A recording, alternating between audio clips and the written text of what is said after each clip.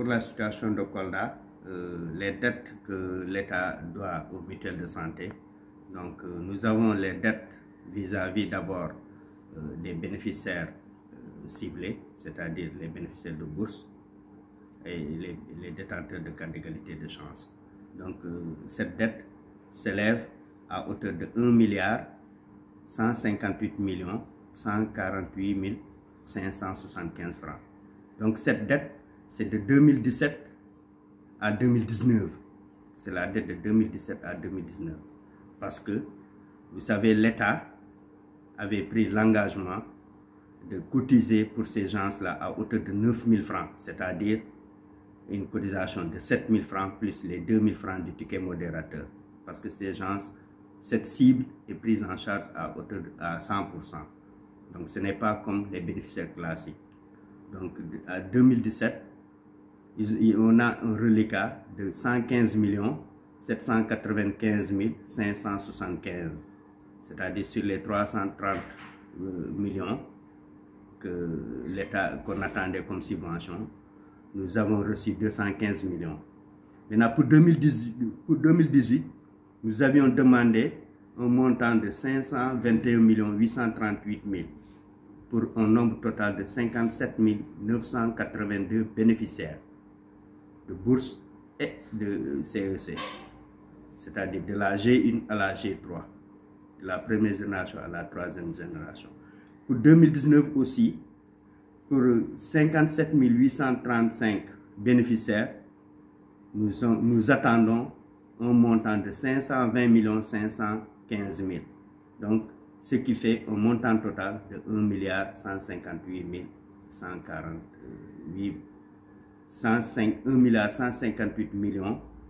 148 575 francs. Maintenant, par rapport à ce qu'on appelle la subvention générale pour les bénéficiaires classiques, nous avons fait la demande pour 2020 parce que toutes les années ont été honorées, mais il nous reste la subvention de 2020 qui s'élève à hauteur de 34 954 500 francs pour les bénéficiaires classiques et 3 164 000 pour les élèves. Donc, un total de 38 millions 18 500 francs.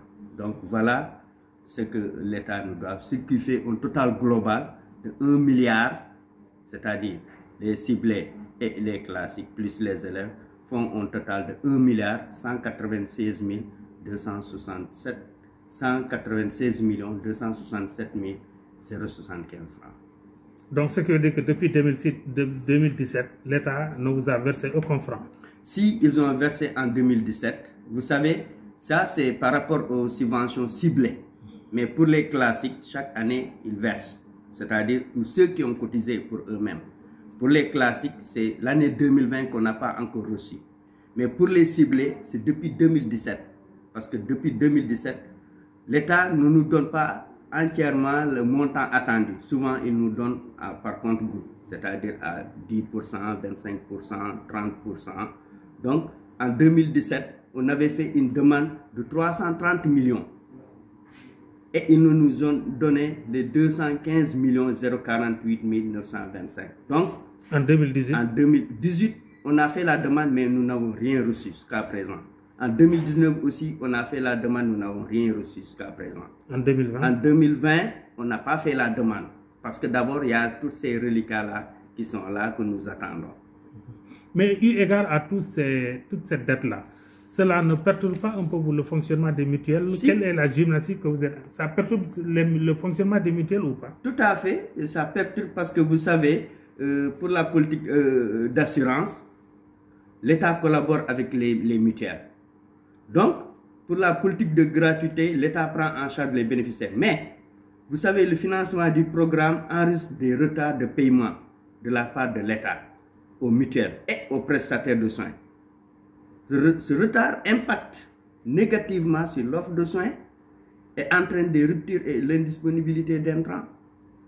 Aujourd'hui, vous savez, les formations sanitaires rencontrent même des difficultés à renouveler leur stock de médicaments, car ne pouvant plus percevoir le paiement de la part des mutuelles. Nous les devons. Je vous donne l'exemple de l'hôpital régional de Kolda, que l'Union doit à hauteur d'une 60aine de millions. Ouais, les mutuelles doivent aux structures de santé, aux postes de santé. Maintenant, si les postes de santé ne recouvrent pas leur argent, est-ce qu'ils pourront renouveler les médicaments et même avoir des intrants? Donc, c'est ce qui a entraîné la détérioration de la qualité des soins. Les dettes dues aux mutuelles ont exposé ces derniers à des problèmes de paiement de leur facture de prestation et même de leur fonctionnement, parce qu'actuellement, les mutuelles peinent même à fonctionner. Parce que vous savez, dans cet argent, il y a un montant, il y a un taux qui est alloué au fonctionnement des mutuelles.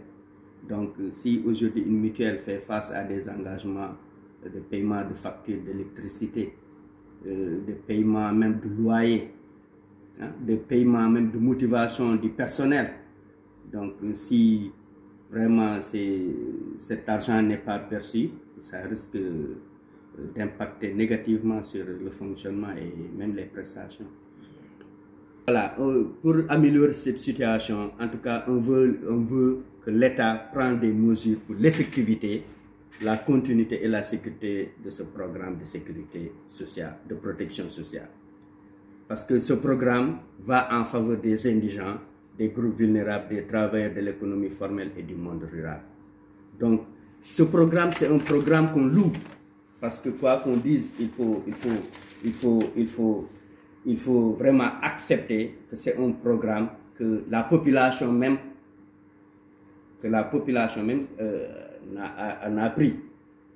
Parce que c'est un programme que la population a elle-même a accepté, et je peux dire que c'est à leur avantage. Parce qu'il y a même certains d'entre eux, des bénéficiaires, qui disaient que c'est le meilleur programme social que l'État du Sénégal n'a jamais connu.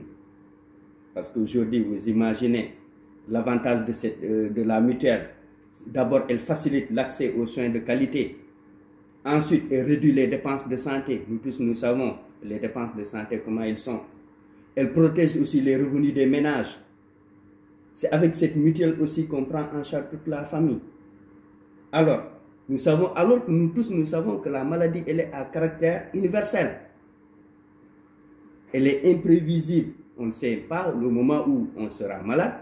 On ne peut pas prévoir la gravité de la maladie, et on ne peut pas non plus encore prévoir le coût de la maladie.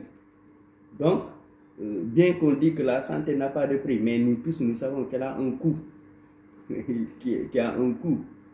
Elle limite même le flux financier. La maladie, elle peut entraîner la pauvreté. La maladie aussi est un haut risque financier. Aujourd'hui, quand tu tombes malade, tu as des risques. Pour cela, quel appel lancez-vous au chef de l'État? Au chef de l'État, c'est de vraiment prendre toutes les mesures idoines pour accompagner les mutuelles, afin que ce système, afin que ce programme soit viable. Parce que c'est un programme salué par la population et par tous les Sénégalais.